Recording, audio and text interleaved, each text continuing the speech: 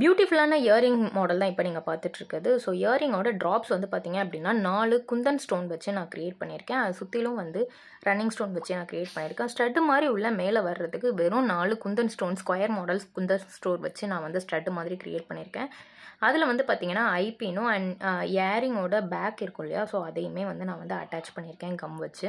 இதில் நான் யூஸ் பண்ணியிருக்க க்ளூ வந்து பார்த்தீங்க அப்படின்னா B7000 அப்படிங்கிற க்ளூ. அண்ட் நான் என்னோட ஸ்டட்டு இயரிங் இருக்கு இல்லையா கீழே ட்ராப்ஸ், ஸோ அதில் வந்து என்ன பண்ணுறேன் அப்படின்னா ஐபின்னில் கொஞ்சோண்டு லோரியல் அட்டாச் பண்ணி அதை நான் வந்து 3 சைடும் வந்து நான் வந்து ஒட்டிக்கிறேன். ஸோ க்ளூ ஒட்டி வச்சதுக்கு அப்புறமா இதை ஒரு 24 ஹவர்ஸ் வந்து காய விடுங்க. ஸோ அது நல்லா காஞ்சா மட்டும்தான் அது அந்த ஸ்டோனோ இல்லை லோரியலோ எதுவாக இருந்தாலும் எடுத்துகிட்டு வராது. ஸோ ரொம்பவே ஸ்டிக்கியாக ஒட்டிக்கும். B7000 க்ளூ வந்து வாட்டர் ப்ரூஃப் அப்படிங்கிறதுனால இது வந்து தண்ணி பட்டாலும் ஒன்றும் ஆகாது.